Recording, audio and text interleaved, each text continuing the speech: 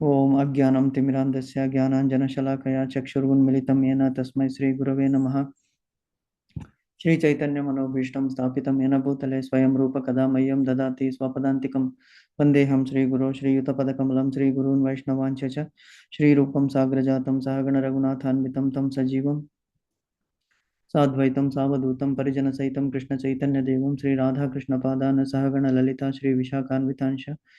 నమో ఓం విష్ణుపాదాయ కృష్ణప్రేష్ఠాయ భూతలే శ్రీమతే భక్తివేదాంతస్వామినితి నామినే.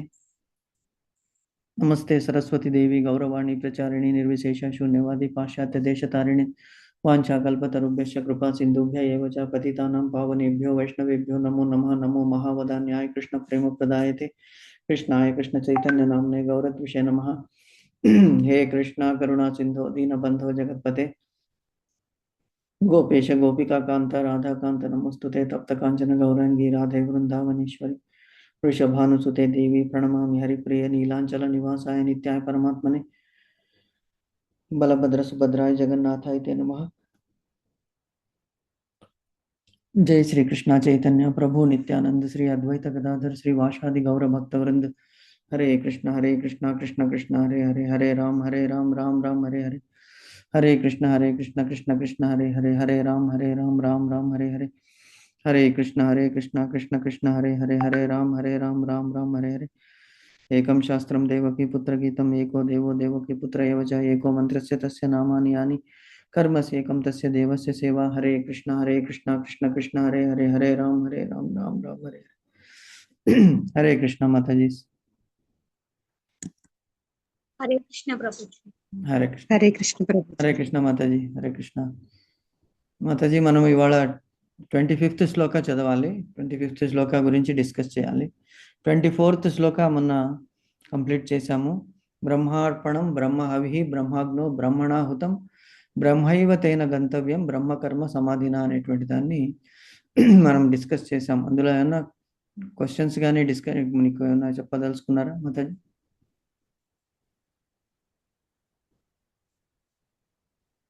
క్వశ్చన్స్ ఏం లేవు ప్రభుజీ. ఓకే. అంటే మనం చాలా డీటెయిల్ గా ఒక 3 days చెప్పుకున్నాం కదా. అవును మాతాజీ. సో చాలా ఇంపార్టెంట్ శ్లోకము. ప్లస్ అందులో యజ్ఞం అనేటువంటిది ఎలా చేయాలి అని భగవంతుడు ఇన్ డీటెయిల్గా చెప్పాడు. యజ్ఞం చేసేవాడు, యజ్ఞం చేసేటువంటి బ్రాహ్మణులు, తర్వాత అందులో ఉపయోగించేటువంటి వస్తువులు అన్నీ కూడా భగవంతుని పేరు మీదనే ఉంటాయి అని. యజ్ఞం అనేటువంటి దానికి పేరు భగవంతుడు. భగవంతుడన్నా యజ్ఞం అన్నా ఒకటే అని డిస్కస్ చేశాము. సో ఇవాళ మనం 25th శ్లోకం చదువుదాం. దైవమేవ పరే యజ్ఞం యోగినః పర్యుపాసతే బ్రహ్మాజ్ఞా వపరే యజ్ఞం యజ్ఞైనైవోపజుహ్వతి. మళ్ళొకసారి చదువుదాం. దైవమేవ పరే యజ్ఞం యోగినః పర్యుపాసతే బ్రహ్మాజ్ఞా వపరే యజ్ఞం యజ్ఞైనైవోపజుహ్వతి. మీరు ఒకసారి చదువుతారు మాతాజీ? చదువుతాను ప్రభు. దైవమేవాపరే యజ్ఞం యోగినః పర్యుపాసతే బ్రహ్మజ్ఞవపరే యజ్ఞం యజ్ఞైనవోపజుహ్వతి. మీనింగ్ చదవండి మాతాజీ. దైవార్చనలో ఏవా ఈ రకంగా, అపరే కొందరు, యజ్ఞాలు, యోగినః యోగులు, పర్యుపాసతే చక్కగా పూజిస్తారు. బ్రహ్మ పరతత్వమే, అగ్నిలో, అపరే మరికొందరు, యజ్ఞముచే, ఏవా ఆ రకంగా, ఉపజుహ్వతి అర్చిస్తారు. కొందరు యోగులు వివిధ యజ్ఞాలను సమర్పించడం ద్వారా దేవతలను చక్కగా పూజిస్తారు. మరికొందరు పరబ్రహ్మమనే అగ్నిలో హోమము చేస్తారు. హరే కృష్ణ. హరే కృష్ణ మాతాజీ. సో ఇక్కడ యజ్ఞం గురించి కంటిన్యూ చేస్తున్నాడు భగవంతుడు. దైవమేవా పరే యజ్ఞం యోగిన పర్యుపాసతే బ్రహ్మాజ్ఞ వపరే యజ్ఞం యజ్ఞ నైవోపజుహ్వతి. ఏమిటి? కొందరు యోగులు అంటే యోగ విద్య ద్వారా చాలా అష్టాంగ యోగాలు ఉన్నాయి. ఆ యోగ విద్య ద్వారా భగవంతుని రీచ్ అవడానికి ట్రై చేస్తారు కొంతమంది. అంటే అష్టాంగ యోగాలంటే ఏమిటి? ప్రాణాలని బిగబట్టి చేయడము, రాజయోగము చాలా ఉన్నాయి అందులో. సో ఈ వివిధ యజ్ఞముల ద్వారా దేవతలను చక్కగా పూజిస్తారన్నమాట. దేవతలను. మరికొందరు పరబ్రహ్మము అను అగ్నిలో హోమము చేయుదురు. అంటే ఏమిటి? యజ్ఞ కర్మల ద్వారా ఎన్నో, ఇప్పుడు మనం జప యజ్ఞం ఉంది, సంకీర్తన యజ్ఞం ఉన్నది, అలాగే చాలా యజ్ఞాలు ఉన్నాయి. భగవంతుని సేవలో అంటే ఒక గమ్యాన్ని చేరుకోవడానికి మనకి ఎన్నో దారులు ఉన్నాయి. ఫర్ ఎగ్జాంపుల్ ఇక్కడ మనము హైదరాబాద్ నుంచి ఢిల్లీ వెళ్ళాలనుకోండి. ఢిల్లీ వెళ్ళడానికి స్ట్రెయిట్ రూట్ ఒకటి ఉంది. అలాగే మనం బాంబే వెళ్ళి బాంబే నుంచి ఢిల్లీ వెళ్ళొచ్చు. అలాగే కలకటా వెళ్ళి కలకటా నుంచి ఢిల్లీ వెళ్ళొచ్చు. సో డిఫరెంట్ రూట్స్ ఉన్నాయి. సో ఈ యోగ పద్ధతులన్నీ కూడా వేరే వేరే వివిధ మార్గాలు. బట్ అల్టిమేట్ గోల్ ఏమిటి? పరమాత్మని చేరుకోవడం. సో ఇలాగా ఈ డిఫరెంట్ యజ్ఞాల ద్వారా దేవతలని పూజించడం ద్వారా, దేవతలని పూజించడం అంటున్నాడు ఇక్కడ. దేవుణ్ణి పరమాత్ముని అని కాదు. అంటే మనము మన భౌతిక విషయాల గురించి, భౌతిక కోరికల గురించి ఎన్నో యజ్ఞాలు చేస్తాం. ఫర్ ఎగ్జాంపుల్ పుత్రకామేష్టి యాగం చేస్తే దానివల్ల పుత్రులు కలుగుతారు, పుత్ర సంతానం కలుగుతుంది. మనం చూసాము రామాయణంలో దశరథ మహారాజు ఎలాగా పుత్రకామేష్టి యాజ్ఞము చేసి తన రాణులకు ఆ యజ్ఞంలో అగ్నిదేవుడు ఇచ్చినటువంటి పాయసాన్ని పంచి పెడతాడు. ఆ పంచిపెట్టినటువంటి పాయసం స్వీకరించడం ద్వారా రాణులు చక్కటి పుత్ర సంతానం అంటే రాముడు, లక్ష్మణుడు, భరత శత్రుఘ్నులకి జన్మనిస్తారు. సో అది పుత్రకామేష్టి యజ్ఞం. అలాగే ఇంకొక యజ్ఞం ఉన్నది. అదేమిటంటే దానికి స్వర్గము చేరుకోవడానికి జ్యోతిష్య హోమం అని చేస్తారనమాట. ఆ జ్యోతిష్య హోమం చేసేటప్పుడు దాంట్లో ఎన్నో విధమైనటువంటి నిబంధనలను పాటించాలి. అలాగే మనకి ఈవెన్ భాగవతంలో పుంసవన వ్రతము అని ఒకటి ఉంది. పుంసవన వ్రతం చేసినప్పుడు అక్కడ దేవతల తల్లి అయినటువంటి దితిదేవి ఏం చేస్తుంది? ఆవిడ అదితి దేవి ఏం చేస్తుందంటే మన ఇంద్రునికి పరాభవమై దేవతలందరూ పారిపోతారు స్వర్గం నుంచి. అప్పుడు కశ్యప ప్రజాపతిని, తన భర్త అయినటువంటి కశ్యప మహామునిని వేడుకుంటుంది. ఇలాగ నా పిల్లలందరూ కూడా స్వర్గం నుంచి తరిమివేయబడ్డారు, కాబట్టి నాకు ఒక మంచి పుత్ర సంతానాన్ని ఇవ్వండి. సో దట్ దానివల్ల నాకు కలిగే పుత్ర సంతానం వల్ల దేవతలకి మళ్ళీ వాళ్ళ స్వర్గప్రాప్తి అవుతుంది అని. సో ఆ పుంసవ్రతం అనేటువంటి వ్రతాన్ని 11 నెలలు కంటిన్యూస్గా చేయాలన్నమాట. అంటే కేవలము పాలు మట్టుకే తీసుకోవాలి. కోపము, తర్వాత అరవడము, ఇలాంటివన్నీ అబద్ధాలు చెప్పడం, ఇవన్నీ కూడా మానివేయాలన్నమాట. ఆ 11 నెలలు అలాగా కంటిన్యూస్గా చేస్తే అప్పుడు దేవకి మన కశ్యపునికి, అదితికి వామన భగవంతుడు అవతారము తీసుకుంటాడనమాట అదితి గర్భంలో నుంచి. సో అలాగా ఒక్కొక్క దేవతలని ప్లీజ్ చేయడానికి ఒక యజ్ఞాలు ఉన్నాయి. సో ఇక్కడ అదే దాని గురించే భగవంతుడు చెప్తున్నాడు. మరికొందరు పరబ్రహ్మము అనే అగ్నిలో హోమము చేయుదురు. దేనికి? ఈ అగ్నిలో చేసేటువంటి హోమము. మనకి నార్మల్గా హోమం అంటే అగ్ని దేవతని ఆహ్వానించి అందులోని మనము సమర్పించేటువంటి హోమ ద్రవ్యాలు ఒక్కొక్క దేవతల్ని పూజిస్తారు. ఫర్ ఎగ్జాంపుల్ వర్షము కావాలంటే వరుణ హోమం చేయాలి. అలాగే మనకి పవమాన హోమం అని చేస్తారు. పవమాన హోమం చేస్తే దాంట్లో శాంతి అనేటువంటిది దొరుకుతుంది. పవమానుడు అంటే వాయుపుత్రుడు. అలాగే ఇంకోటి ఏమిటి, సుదర్శన హోమం అనేటువంటిది చేస్తారు. అలాగే మహామృత్యుంజయ యజ్ఞము ఒకటి చేస్తారు. సో వివిధ దేవతలని ప్లీజ్ చేయడానికి వివిధ రకాలైనటువంటి హోమము ఈ అగ్ని ద్వారా ఆయా దేవతలకి ప్రీతి చెందినటువంటి వస్తువులని అందులో సమర్పించడం ద్వారా అగ్ని దేవుడు స్వాహ అనే తన పత్నితో పాటు తీసుకెళ్ళి వాళ్ళకి మనం అర్పించినటువంటి వస్తువులని అక్కడ ఏమిటి డైరెక్ట్గా తీసుకోరు. అగ్నిలో పవిత్రమైనటువంటి ఆ వస్తువు యొక్క పొగ ద్వారా వాళ్ళకి ఆ యజ్ఞ ఫలం అనేటువంటిది మనం సమర్పించడం వల్ల వాళ్ళు మనకి కోరినటువంటి కోరికలు తీరుస్తారు అనేటువంటిది ఇక్కడ భగవంతుడు చెప్తున్నాడు అనమాట. Okay, now let us discuss about భాష్యము. భాష్యం చదవండి మాతాజీ.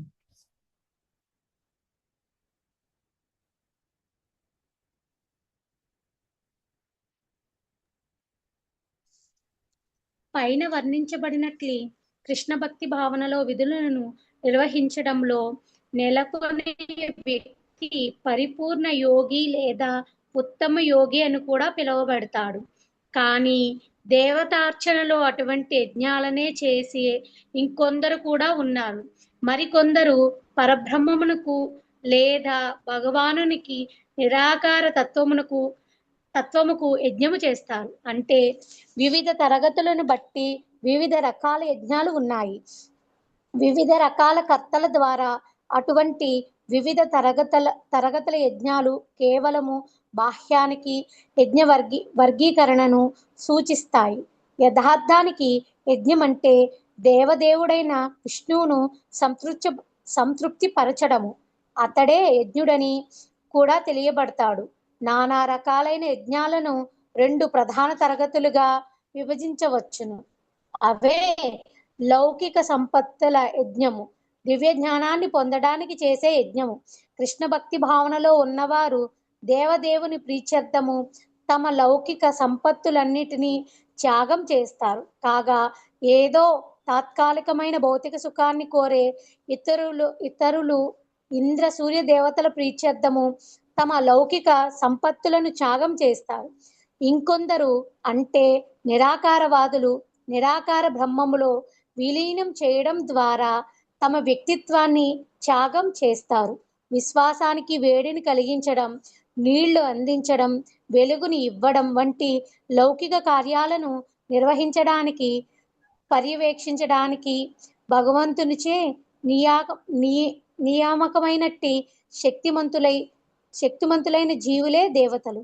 భౌతిక లాభాలలో అభిరుచి కలిగిన వారు వైదిక ఆచార కర్మలను అనుసరించి వివిధ యజ్ఞాల ద్వారా దేవతలను పూజిస్తారు. వారు బ్రహ్మీశ్వరవాదులు అంటే పలు దేవతలను విశ్వసించేవారని పిలువబడతారు. కానీ పరతత్వం యొక్క నిరాకార తత్వాన్ని ఆరాధిస్తూ దేవతా రూపాలన్నిటినీ తాత్కాలికమైనవిగా భావించే ఇతరులు తమ వ్యక్తిత్వాలను పరమాగ్నిలో ఆహుతి చేస్తారు. ఆ విధంగా వారు భగవంతునిలో లీనం చేయడం ద్వారా తమ అస్తిత్వాలను సమాప్తి చేస్తారు. అటువంటి నిరాకారవాదులు భగవంతుని దివ్య స్వభావాన్ని అర్థం చేసుకోవడానికి తాత్విక కల్పనలో తమ కాలాన్ని త్యాగం చేస్తారు. ఇంకొక రకంగా చెప్పాలంటే కామ్య కర్మతులు తమ భౌతిక సంపత్తులను భౌతిక భోగానికై త్యాగం చేయగా, నిరాకారవాది భగవంతుని అస్తిత్వంలో లీనమయ్యే ఉద్దేశంతో తన భౌతిక ఉపాధులను ఆహుతి చేస్తాడు. నిరాకారవాదికి పరబ్రహ్మమే యజ్ఞగుండము, బ్రహ్మాగ్నిచే దహింపబడే వ్యక్తిత్వమే ఆహుతి. అయినా అర్జునుని వంటి కృష్ణ భక్తి భావనాయుతుడైన వ్యక్తి కృష్ణ ప్రీత్యర్థమే సమస్తము త్యాగం చేస్తాడు. ఆ విధంగా అతని సమస్త భౌతిక సంపత్తులు అలాగే అతని ఆత్మ సమస్తము కృష్ణుని కొరకే త్యాగం చేయబడతాయి. ఈ రకంగా అతడే ఉత్తమ యోగి. కానీ అతడు తన వ్యక్తిగత అస్తిత్వాన్ని కోల్పోడు. Hare Krishna Prabhuji. Hare Krishna Mataji. Okay, so discuss చేద్దాం. ఇది ఒక్కొక్క లైన్ ఏమని చెప్పారు. మనం ఎన్నో రకాల యజ్ఞాలు ఉన్నాయి. ఒక్కొక్క దేవతని మనము ప్రసన్నం చేసుకోవడానికి ఒక్కొక్క విధమైనటువంటి యజ్ఞం ఉన్నది. అంటే భగవంతుడు ఇక్కడ డీటెయిల్గా చెప్తున్నాడు. అర్జున, ఇక్కడ యజ్ఞం అని ఇంతకుముందు చెప్పాను కదా, అంటే అర్జునుడు కూడా చాలా శాస్త్రాలు చదివినటువంటి పండితుడు. అతనికి తెలియంది, అందుకే ఫస్టే సెకండ్ చాప్టర్లోనే భగవంతుడు అంటాడు, ఎందుకు అర్జునుడు మొత్తం తన అస్త్రాలన్నీ వదిలిపెట్టేసి గాంధీవం వదిలేసి ఆ రథంలో చతికిల పడినప్పుడు, నేను ఎవరిని చంపను కృష్ణ, నకాంక్షే విజయం కృష్ణ, నచరాజ్యం సుఖానిచ, కిమ్నో రాజ్యేన గోవింద, కిం భోగై జీవితేనమా అన్నప్పుడు కృష్ణుడు అంటాడు, ఏమిటి అర్జున ఇలాగా క్లైబ్యమ్మ స్మాగవర్త నైతత్య ఉపపద్యతే అని భగవంతుడు అంటాడనమాట.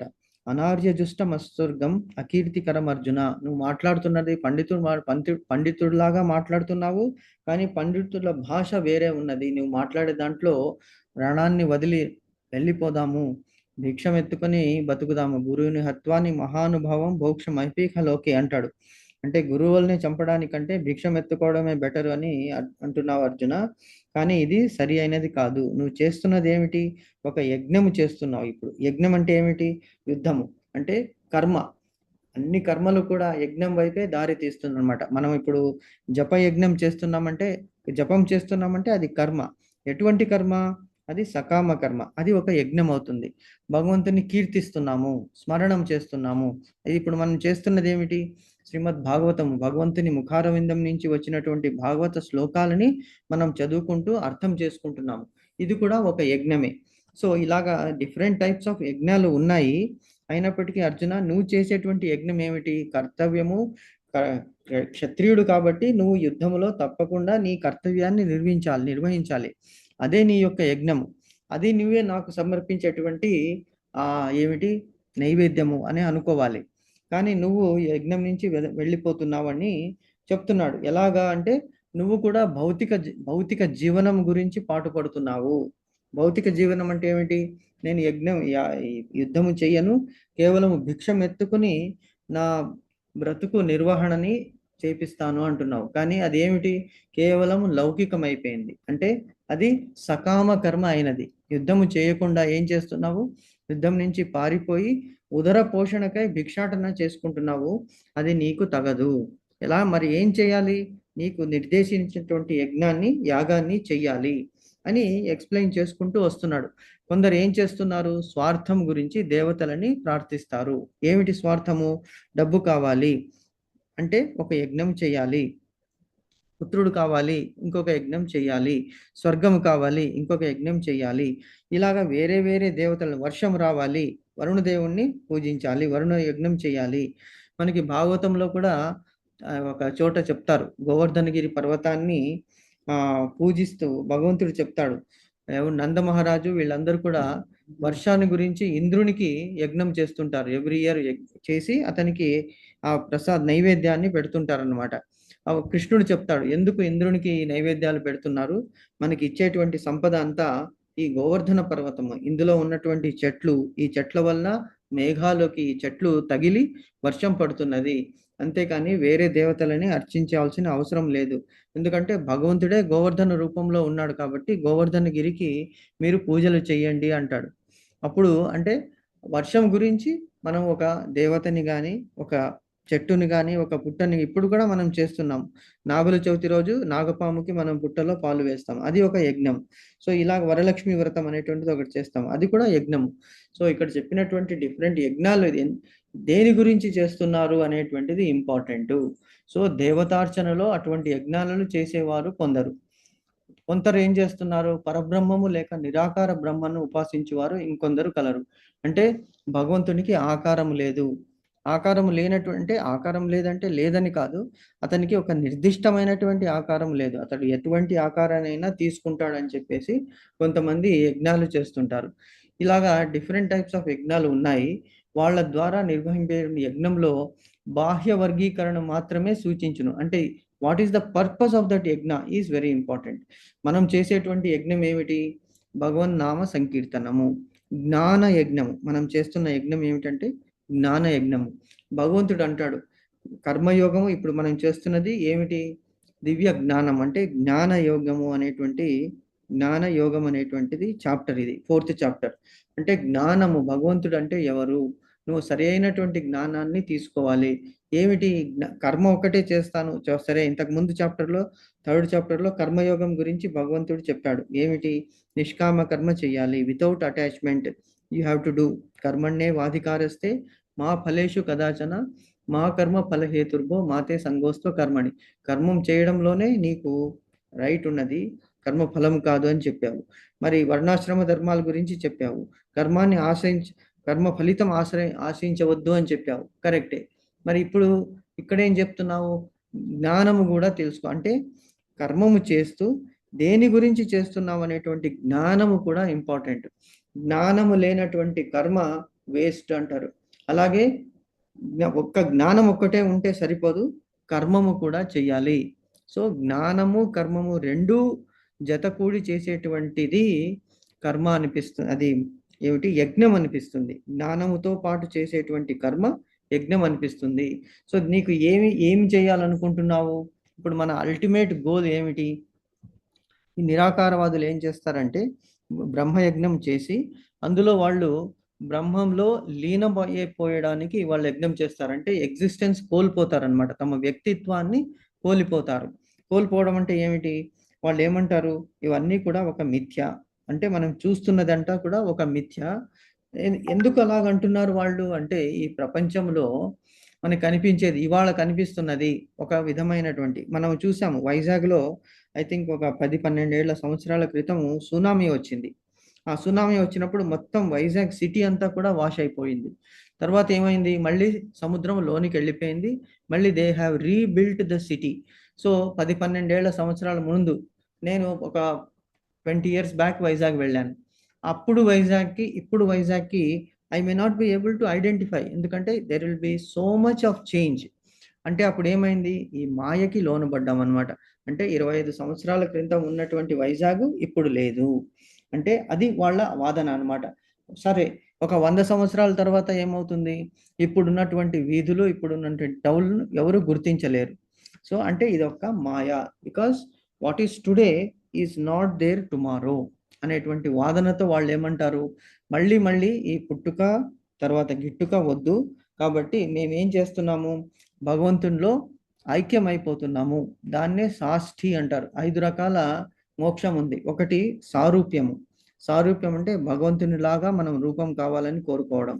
రెండవది సామీప్యం, భగవంతుని దగ్గర ఉండడము, అది ఇంపార్టెంట్. మూడవది సాలోక్యము, భగవంతుని లోకములో ఉండడం. ఇంకొకటి సాయుధ్యము. సాయుధ్యం అంటే సాష్టి అనేటువంటిది భగవంతుని లాగా మనకి సంపద కావాలి, కీర్తి కావాలనుకోవడం.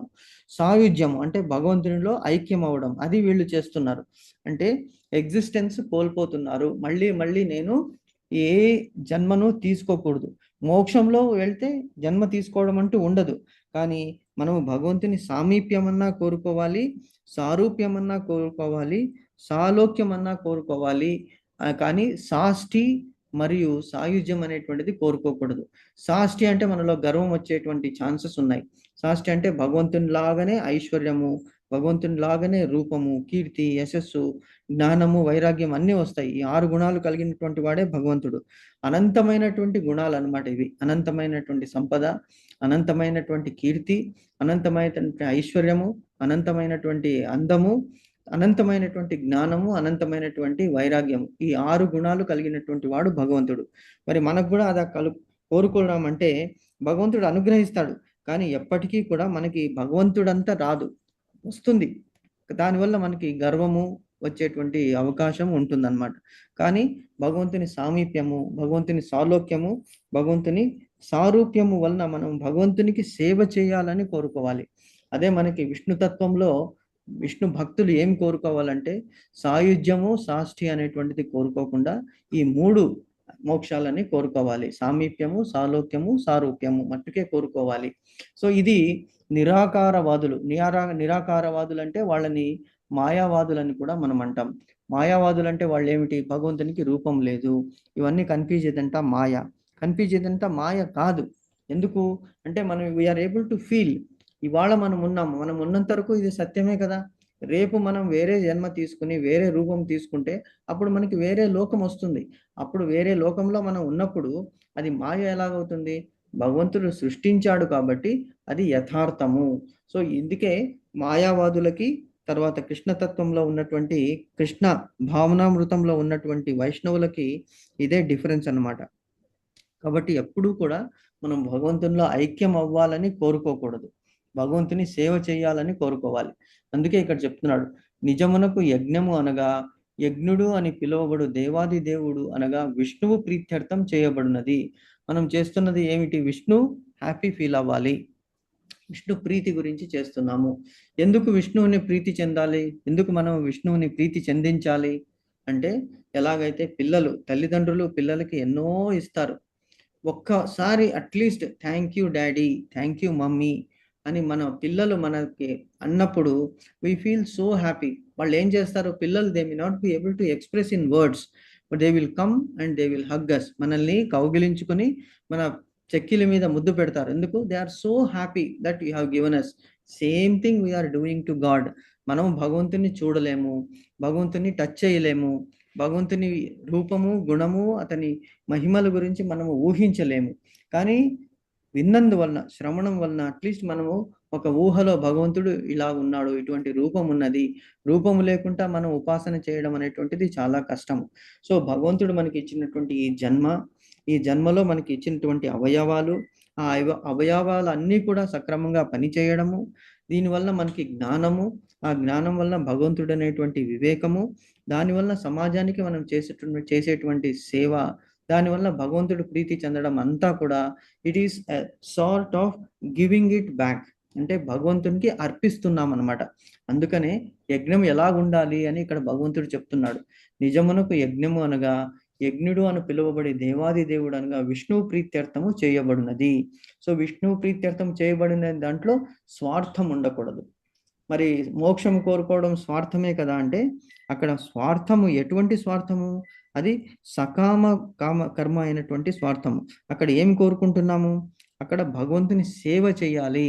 ఎందుకు ఇక్కడ మళ్ళీ జనన మరణ చక్రంలో మనం వస్తే మళ్ళీ మనం ఈ బాధలు అనుభవించాలి. ఈ బాధలు అనుభవించేటప్పుడు భగవంతుని మీద ధ్యాస అనేటువంటిది తక్కువ ఉంటుంది. ఫర్ ఎగ్జాంపుల్, ఒక మనిషి ఆకలితో ఉన్నాడు అనుకోండి. ఆకలితో ఉన్నటువంటి వాడికి హరే కృష్ణ మంత్రం చెప్పవయ్యా, నీకు ఆహారం దొరుకుతుంది అని చెప్పవచ్చు. కానీ వాడికి ఏమనిపిస్తుంది? ఫస్ట్ నాకు భోజనం ఇవి, భోజనం ఇచ్చిన తర్వాత నేను భగవంతుని నామ సంకీర్తన చేస్తాను అంటాడు. సో మనం ఆకలితో ఉన్నప్పుడు ఏ పని కూడా చేయలేము. అలాగే భౌతిక కోరికలు అనేటువంటిది మనం తప్పకుండా తీర్చుకోవాలి. అది కూడా భగవంతుడు చేస్తాడు. కానీ అల్టిమేట్లీ మనకి ఇచ్చినప్పుడు, ఇటువంటి భగవంతుడు అన్ని వసతులు ఇచ్చినప్పుడు దీని మీద మనం ఎక్కువ కోరుకుంటే దట్ విల్ బికమ్ గ్రీడ్, అది దురాశ అవుతుంది. సో ఇప్పుడు ఉన్నదాన్ని, అందుకే భగవంతుడు అంటాడు, యోగక్షేమం వహామ్యం అనన్యాస్ చింతయంతో మాం ఏ జనా పర్యుపాసతే తేషాం నిత్యాభియుక్తానాం యోగక్షేమం వహామ్యం. నీకు లేనిది అంటే నీకు ఏది అవసరమో అది నేను ఇస్తాను, ఇచ్చిన దాన్ని నీకు క్షేమంగా ఉండేటట్లు కాపాడుతాను అని భగవంతుడు అంటాడు. భగవంతునికి ఇంకొక పేరు కూడా ఏముందంటే దీన దయాళుడు, దీనుల పట్ల దయ కలిగినటువంటి వాడు. ఫర్ ఎగ్జాంపుల్, ఇప్పుడు డైలీ వేజ్ ఎర్నర్స్ ఉన్నారు, కూలీలు ఉన్నారు. వాళ్ళకి రేపు గురించి చింత లేదు. ఎందుకు? వాడికి తెలుసు, ఇవాళ ఇచ్చిన భగవంతుడు నా కడుపు నింపాడు, రేపు కూడా నా కడుపు నింపుతాడు. దానికి ఏదో ఒక పని, ఏదో విధంగా అతనికి పని దొరుకుతుంది. So they are so happy and they are the people who pray at most to the almighty. మనం చూస్తున్నాం. ఫర్ ఎగ్జాంపుల్, తిరుపతి యాత్రకి వెళ్తున్నాం, పండరిపూర్ యాత్రకి ప్రజలు వెళ్తుంటారు. ఎస్పెషలీ ఆషాఢ ఏకాదశి నాడు ఎంతో మంది, కొన్ని లక్షల మంది వెళ్తారు. పండరిపూర్ నుంచి, మహారాష్ట్ర నుంచి నడుచుకుంటూ వెళ్తారు, పల్లకి మోసుకుంటూ నడుచుకుంటూ వెళ్తారు ఉత్త కాలితో. అంటే మీరు ఊహించవచ్చు అందులో వాళ్ళది ఎంత త్యాగ గుణం ఉన్నది. ఎందుకు? విఠల విఠల విఠల, పండరి విఠల అని ధ్యానం చేస్తూ వెళ్తుంటారు. ఒకటే ఒక కోరిక, భగవంతుని దర్శనం చేసుకోవాలి. అంటే మరి వాళ్ళకి మిగతా కాంక్షలు లేవా అంటే, అందరికీ కోరికలు కాంక్షలు ఉంటాయి. కానీ వాళ్ళు ఎంత తీవ్రతతో భగవంతుని సేవిస్తారో మనం అంత తీవ్రతతో నార్మల్గా చేయలేము. అట్లీస్ట్ నేను చేయలేనేమో. అలాగే మనం తిరుపతి వెళ్తాం. తిరుపతిలో మనము 300 రూపీస్ దర్శనమో, లేకుంటే సీనియర్ సిటిజన్ దర్శనమో, స్పెషల్ కేటగిరీ దర్శనం గురించి మనము నెట్లో 3 నెలల ముందే బుక్ చేసుకుని అక్కడికి వెళ్ళి అక్కడ ఒక 1 అవర్ కూడా మనం వెయిట్ చేయడానికి మనకి పేషెన్స్ అంటూ ఉండదు. కానీ వీళ్ళు జనరల్ కంపార్ట్మెంట్స్లో నడుచుకుంటూ వెళ్తారు. వాళ్ళు కింది నుంచి అలిపిరి మార్గం ద్వారా నడక మార్గంలో వెళ్ళి అక్కడ కొన్ని గంటల తరబడి, మరి వాళ్ళకి రూమ్స్ ఉన్నాయా, వాళ్ళకి ఫెసిలిటీస్ ఉన్నాయా, తల మీద వాళ్ళు అదేంటి వాళ్ళ సామానులు మోసుకుంటూ ఎక్కుతారు. మరి మనం చేతిలో ఒక వాటర్ బాటిల్ పెట్టుకుని ఎక్కలేం, అంటే మనకు అంత బరువు. సో జస్ట్ కంపేరింగ్, ఎలాగా యజ్ఞం అనేటువంటిది ఎలాగా చేయాలి, it is to be done with utmost sacrifice, utmost dedication and selflessness. అది ఇక్కడ భగవంతుడు చెప్తున్నాడు. విష్ణువు ప్రీత్యర్థం చేయబడినదే నిజమైనటువంటి యజ్ఞము. అంటే ఏ కోరిక లేకుండా. మరి కోరిక లేకుండా ఎలాగ ప్రభుజీ మనం ఇక్కడ అంటే, భగవంతునికి తెలీదా మనకి ఏం కావాలి ఏం వద్దు అనేది, ఏది మంచిది ఏది చెడు అనేది? మనం కోరుకుంటే భగవంతుడు కేవలం అదే ఇస్తాడు. మనం కోరుకోకుంటే, మనం కోరుకోకున్న దానికంటే ఎక్కువే ఇస్తాడు భగవంతుడు. కాబట్టి we should leave it to almighty. ఇదే కృష్ణ తత్వము, ఇదే కృష్ణ భావనామృతము. కృష్ణ భావనామృతంలో ఉన్నటువంటి వాళ్ళు they will not go for selfish cravings. కేవలము భగవంతుడు ప్రీతి చెందని. If you please your master knows what you want. అందుకే మనం ఆఫీస్లో పనిచేసేటప్పుడు కూడా మన బాస్ ప్రీతి గురించే పని చేస్తుంటాం. అలాగే ఇక్కడ బాస్కి బాస్, అందరి బాసులు ఎవరు? బ్రహ్మ, విష్ణు, మహేశ్వరులు అందరికీ కూడా బాస్ శ్రీకృష్ణుడు. అందుకే తన లోకము 50 కోట్ల యోజనాల పైన, వైకుంఠం కంటే 50 కోట్ల యోజనాలు. ఒక యోజనం అంటే 8 నుంచి 12 మైళ్ళు. Multiply that by 50 crores. అంత పైన భగవంతుడు తన లోకం దేని మీద ఆధారపడకుండా కేవలం కృష్ణ భగవంతుడు సృష్టించినటువంటి ఆ లోకమే గోలోక ధామము. ఆ లోకంలో ఉన్నటువంటి కృష్ణుడి దగ్గరికి మనం చేరుకోవాలి అంటే అంతటి తపనతో భగవంతుని ఆరాధించాలి. అటువంటిదే కరెక్ట్ యజ్ఞము అని ఇక్కడ భగవంతుడు చెప్తున్నాడు. ఎందుకు ఇది చెప్తున్నాడు ఇది అర్జునుడికి అంటే, అర్జునుడికి విశ్వరూపం చూపించబోతున్నాడు ఇంత కొంత టైం తర్వాత భగవంతుడు. కానీ అర్జునుడికి, పాండవులకి అందరికీ తెలుసు కృష్ణుడే భగవంతుడు. Already they have accepted, but they have not seen his real form. అది కేవలం అర్జునునికి, తర్వాత భీష్మదేవునికి, ధృతరాష్ట్రునికి ఆ సభలో చూపించాడు భగవంతుడు. మిగతా ఎవరికి చూపించలేదు. సంజయుడు కూడా చూశాడు. ఎందుకు? అతనికి దివ్యమైనటువంటి నేత్రాలని ప్రసాదించారు వ్యాసదేవుల వారు ధృతరాష్ట్రునికి యుద్ధం గురించి వివరించడం ద్వారా. సో కేవలం అప్పుడు అతను చూడగలుగుతాడనమాట కృష్ణుని. కానీ మనసులో పాండవులందరూ కూడా, కుంతీదేవి, ద్రౌపది, వీళ్ళందరూ కూడా, విదురుడు, భీష్మాచార్యులు కూడా, అందరూ కూడా కృష్ణుడు భగవంతుడు, సాక్షాత్ భగవంతుడే అనేటువంటిది తెలుసు. కాబట్టి వాళ్ళు ఆ విధంగానే అతన్ని ఆరాధించారు. భీష్మదేవుడికి కూడా తెలుసు, అతను ప్రతిజ్ఞ కూడా చేస్తాడు. భగవంతుడు ఆయుధం పట్టనన్నాడు, కానీ నేను అతని చేత ఆయుధం పట్టిస్తాననేటువంటి ప్రతిజ్ఞ చేశాడు. కాబట్టి భక్తుని ఆజ్ఞ నెరవేర్చడానికి కృష్ణుడు నటన చేశాడంతే. ఆయుధం పట్టినట్లు చక్రం తీసుకుంటాడు.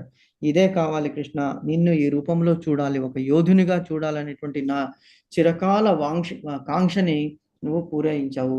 నీ ప్రతిజ్ఞ కూడా పోతే పోని, కానీ భక్తుని ప్రతిజ్ఞ నెరవేర్చాలని చెప్పి ఆయుధాన్ని తీసుకుంటావని కృష్ణుడిని స్తుతిస్తాడు భీష్మదేవుడు.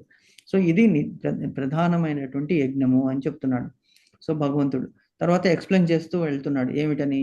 వివిధ రకాలైన యజ్ఞాలన్నింటినీ 2 ప్రధాన తరగతులుగా విభజించవచ్చును. ఒకటి లౌకిక సంపదలు, అది ఎక్స్ప్లెయిన్ చేసేసాం. ఇందుకే ఇవాళ లౌకిక సంపదలు అంటే ఏమిటి? పుత్రకామేష్టి యాగము, జ్యోతిష్ఠ హోమం అనేటువంటిది, స్వర్గానికి వర్షాలు రావడానికి వరుణుని ప్రార్థించడము, అలాగా చాలా యజ్ఞాలు ఉన్నాయన్నమాట. సో ఒకటి లౌకిక సంపద అంటే ఇక్కడ these are temporary for wealth గురించి. ఫర్ ఎగ్జాంపుల్ విశ్వామిత్రుల వారు ఒక యజ్ఞాన్ని చేశారు. ఏమిటి? నేను బ్రహ్మర్షిని కావాలి. ఎందుకు? ఆ వశిష్ఠుని చూసి అతని దగ్గర ఉన్నటువంటి ఆ ఆవు పేరు ఏమిటి? Nandini. Correct, very good. Nandini అనేటువంటి ఆవు అది కామధేను అన్నమాట. ఆ కామధేను అంతటి భోజనాన్ని, అంటే విశ్వామిత్రునికి కొన్ని లక్షల సైన్యం వచ్చినప్పుడు అందరికీ కూడా క్షణములో భోజనాన్ని వడ్డించేస్తుంది ఆ కామధేను. తర్వాత విశ్వామిత్రుడు వశిష్ఠుడి నుంచి ఆ కామధేను నందిని గోవు నాకు ఇచ్చేసేయండి అని లాక్కుని వెళ్ళడానికి ట్రై చేస్తే విశ్వామిత్రుడు అంటారు, ఇది కుదరదు అంటే అప్పుడు నందిని దేవిని వేడుకుంటారు, నిన్ను నువ్వే రక్షించుకోమ్మా అంటే నందిని గోవు కొన్ని లక్షలాది సైనికుల్ని సృష్టించి విశ్వామిత్రుని సైన్యాన్ని ఓడించి పంపించేస్తుంది. అప్పుడు విశ్వామిత్రుడు ఒక యజ్ఞం చేస్తాడు, తపస్సు చేస్తాడు. తపస్సు అనేది కూడా ఒక యజ్ఞము, నేను బ్రహ్మర్షిని కావాలి అని. కానీ అది నెరవేరదు. నువ్వు బ్రహ్మర్షి అంటే బ్రాహ్మణ కులంలో ఉండి నువ్వు ఋషి అవుతావు, కానీ నువ్వు రాజు కాబట్టి నువ్వు రాజర్షి అంటే అనేటువంటిది భగవంతుడు చెప్తాడనమాట. సో ఇలాగా లౌకిక సంపద గురించి అతను చేశాడు. ఎందుకు? నాకు కూడా వశిష్ఠుల లాగా ఒక బ్రహ్మర్షి కావాలి. ఎందుకు? అతడు రాజు కంటే బ్రహ్మ ఋషి గొప్పవాడు అనేటువంటిది లౌకిక గురించి అతను చేశాడనమాట. అలాగే దివ్య జ్ఞాన ప్రాప్తి కొరకు చేయబడేటువంటి యజ్ఞము, అదే మనం ఇప్పుడు చేస్తున్నాము. మనము చేస్తున్నటువంటి యజ్ఞం ఏమిటి? దివ్య జ్ఞానము. అంటే ఈ జ్ఞానము ఉంటేనే మనం మోక్షానికి అర్హులు, ఎవరైనా కూడా. మరి మీరు నన్ను క్వశ్చన్ అడగవచ్చు, ప్రభుజీ మనమైతే కొద్దిగా చదువుకున్నాము, మనకి ఈ శాస్త్రాల పట్ల మక్కువ ఉన్నది, విని అర్థం చేసుకోవడానికి మనకి అవకాశం ఉన్నది, మరి మిగతా వాళ్ళకి చదువు రాని వాళ్ళు, తెలియలేని వాళ్ళు ఏం చేస్తారంటే భగవంతుడు అంటాడు చదువు రావాలనే అవసరం లేదు, కేవలము ఈ జ్ఞానము వినవచ్చు కదా, ఎవరైనా వినవచ్చు. ఎలాగ మరి సూత మహర్షి ఏంటి? సూత మహానుభావుడు రోమహర్షుని కొడుకు. అతను ఏ జాతికి చెందినటువంటి వాడు? శూద్ర జాతికి చెందినటువంటి. కానీ ఏ పురాణమైనా తీసుకోండి, అతడు వ్యాస భగవానుని పుత్రుడైనటువంటి శుకముహాముని చెప్పినటువంటి పురాణాలని విని దూరంగా కూర్చుంటాడు. అప్పుడు ఆ కాలంలో ఈవెన్ బ్రాహ్మణుల మధ్యలో కూర్చోవడానికి అర్హత లేదు, అయినప్పటికీ దూరంగా కూర్చుని అన్ని ఉగ్రశ్రవుడు అంటే శ్రవణం అంటే అంత ఒక్కసారి వింటే అది మనసులో నాటుకుంటుందన్నమాట. ఆయనకి ఉగ్రశ్రవుడు, అతన్నే సూత మహాముని అంటారు. ఎక్కడో దూరంగా కూర్చుని కూడా విన్నది విన్నట్టుగానే పూసగుచ్చినట్లు ఆ పురాణాలని శౌనకాది ఋషులకు నైమిషారణ్యంలో వచ్చి చెప్తారనమాట సూత మహర్షి. సో ఏ పుట్టుక అనేటువంటిది ఇంపార్టెంట్ కాదు, చేసేటువంటి కర్మ అనేటువంటిది ఇంపార్టెంట్. దివ్య జ్ఞానం గురించి చేశాడనమాట. అలాగే కృష్ణ చైతన్యవంతులు ఏం చేస్తున్నారు? దేవాది దేవుని ప్రీతి కొరకై భౌతిక వస్తువులు అన్నిటినీ కూడా త్యజిస్తారు. Very easy to say